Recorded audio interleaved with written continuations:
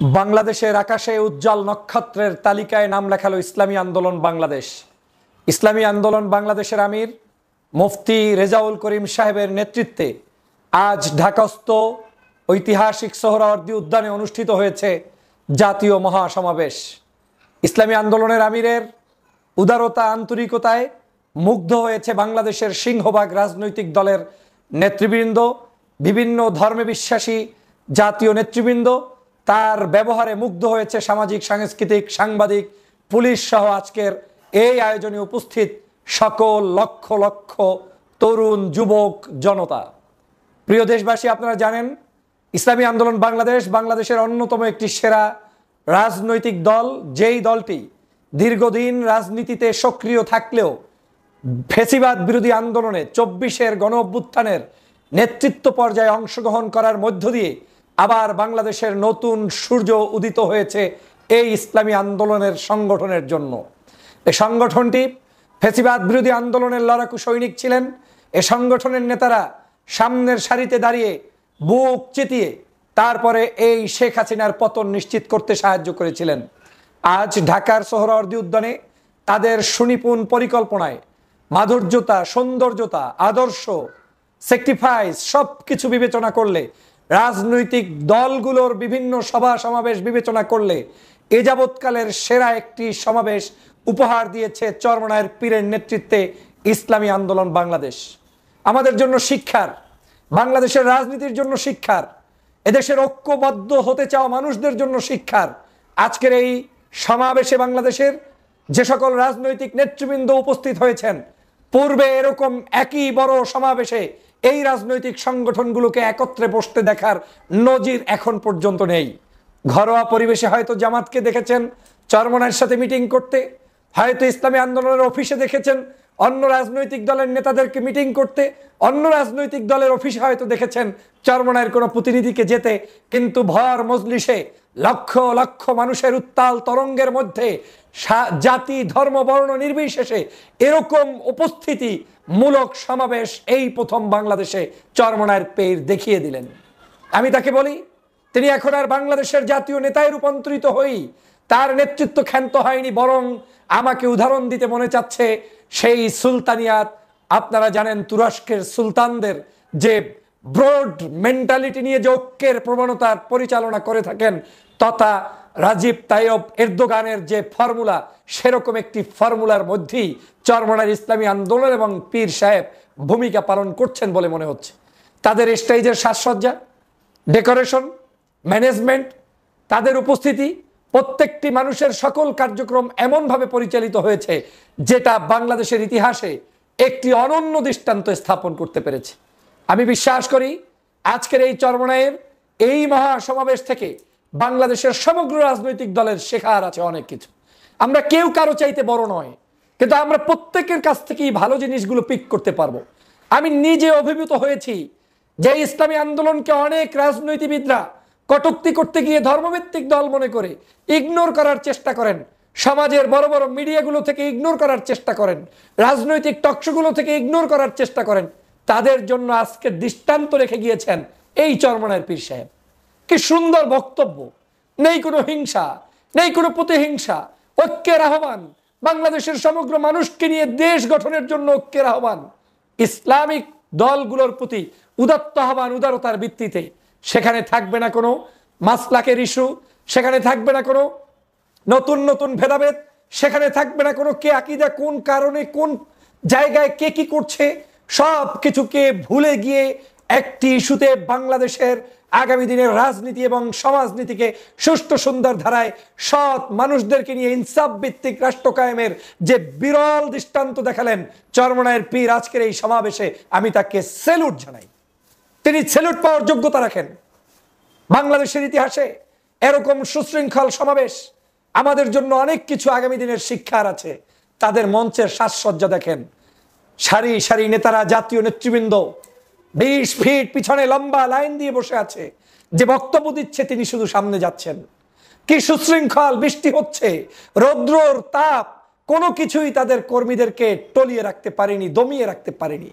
যখন বৃষ্টি হচ্ছে, কর্মীদেরকে উজ্জীবিত করার জন্য চরমনায়ের পীর সাহেবের ভাই আজকের নায়েবে আমির ফয়জুল করিম সাহেব যখন নিজে বৃষ্টিতে ভিজে তার কিছু লোকজন নিয়ে সামনে মিছিল তুললেন, মনে হচ্ছে যেন সমগ্র সোহরাওয়ার্দী উদ্যানের বালু কণা পর্যন্ত সেখান থেকে টকবক করে ধাউ ধাউ করে জ্বলে উঠে তাকবীরের ধ্বনিতে ঐক্যবদ্ধ হয়েছে। যখন তার বক্তব্য শুনতেছিলেন, বাংলাদেশের এই প্রান্ত থেকে ও প্রান্ত পর্যন্ত মনে হয়েছে একেবারে শুনশান নিরাপদা হয়েছে। এরকম একটি ঐক্যবদ্ধ হওয়ার বক্তব্য আমি আমার জীবনে কোনোদিন চরমনায়ের এরকম মঞ্চ থেকে আমার কাছে আসে নাই। আজ তারা আকাশের নক্ষত্রে রূপান্তরিত হলেন। এদেশের যুব সমাজ, এদেশের ছাত্র সমাজ, এদেশের মানুষরা ঐক্য চায়, ঐক্য চায়, ঐক্য চায়। হিংসা, বিদ্বেষ, পরশ্রী কাতরতা ঠেলে ফেলে ঝেড়ে দিয়ে ভালো আদর্শ বাংলাদেশ গঠন করতে চায়। আর সেজন্য সৎ রাজনীতিবিদদেরকে সামনের দিকে এগিয়ে আসা অত্যন্ত জরুরি বলে মনে করি। সে কারণেই আজকের এই ইসলামী আন্দোলন বাংলাদেশের এই সমাবেশকে আমি সাধুবাদ জানাতে বাধ্য হচ্ছি। শুধু বাধ্য নয়, আমি স্যালুট জানাতে বাধ্য হচ্ছি। আজকের কি তাদের সমস্যা ছিল দেখেন, কোনো জায়গায় সমস্যা নেই। এত বড় সমাবেশ, রাস্তাঘাটে কোনো জায়গায় বড় ধরনের বিড়ম্বনা তৈরি হয়নি। ভলান্টিয়াররা কাজ করেছে, সার্ভিস দিয়েছে।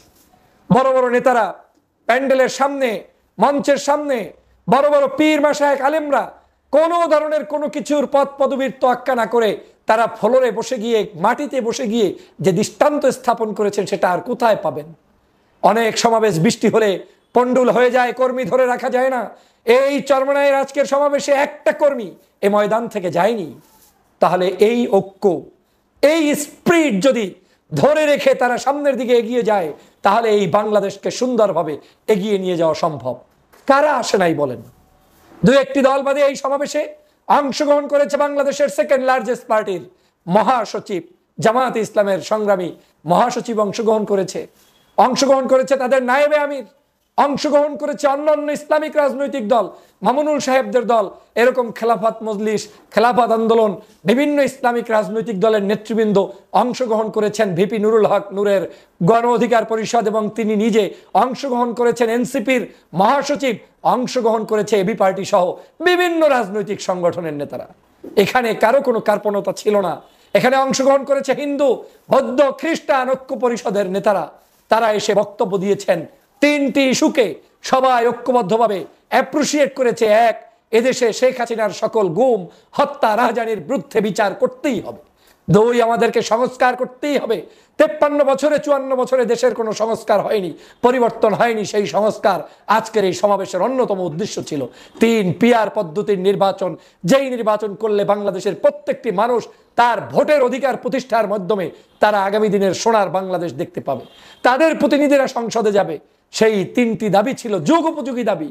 চরমনায়ের পীর যখন বক্তব্য দিচ্ছিলেন, মনে হচ্ছিল যেন তিনি কোনো একটি সনদ বর্ণনা করছেন, তিনি কোনো একটি চুক্তি বর্ণনা করছেন। মনে হচ্ছিল যেন তিনি আগামীর বাংলাদেশের রূপরেখা বর্ণনা করতেছিলেন। এরকম বাংলাদেশই আমরা চাই। আমরা সংকীর্ণ কাউকে চাই না। আমরা বৃহত্তর হৃদয় নিয়ে দেশকে এগিয়ে নিয়ে যেতে চাই। কি জামাত, কি চরমনাই, কি হেফাজত, কি কওমি, কি আলিয়া, কি অন্য দল, সবাই মিলে ভেদাভেদ ভুলে গিয়ে বাংলাদেশকে বিনির্মাণ করার স্বপ্ন দেখতে চাই। সেই স্বপ্নের সারথি হয়ে থাকলেন চরমনায়ের পীর সাহেব কেবলা এবং ইসলামী আন্দোলন বাংলাদেশ। আমাকে সম্মান করে বক্তব্যের সুযোগ দেওয়ার জন্য এখানে আমার সেই ভক্ত শুভাকাঙ্ক্ষীরা আমাকে যে অনার করেছেন, এখানে ঢুকতে বের হতে আপনারা যে যেভাবে আমার প্রতি ভালোবাসা প্রকাশ করেছেন, আপনাদেরকেও ধন্যবাদ। এরকম সম্মেলনে দাওয়াত না পেলেও গিয়ে উপস্থিত হওয়া এটা ইমানি দায়িত্ব। এই সম্মেলনগুলো দলমত নির্বিশেষে, জাতি ধর্ম নির্বিশেষে প্রত্যেকটি মানুষের জন্য আমাদের কর্তব্য এই সম্মেলনগুলোকে সফল করার।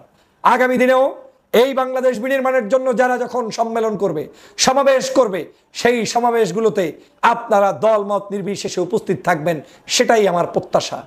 আজকের এই ঐক্য সূচনা করতে যারা যারা অবদান রেখেছেন, বিশেষ করে ইসলামী দলগুলোর ঐক্য সূচনার অগ্রণী নায়ক ডাক্তার শফিকুর রহমান, জামাত ইসলামের আমির, এবং চরমনায়ের পীর রেজাউল করিম সাহেব যখন যৌথভাবে বৈঠক করেছেন এবং শফিক সাহেব যখন চরমনাইতে গিয়েছেন, দ্বার উন্মুক্ত হয়ে গিয়েছে। জামাত ইসলামের নেতৃবৃন্দকে আমি সেজন্য ধন্যবাদ জানাই। পীর মাশায়েখদের কাছে গিয়েছেন, ছুটেছেন, আপনাদেরকে ধন্যবাদ জানাই।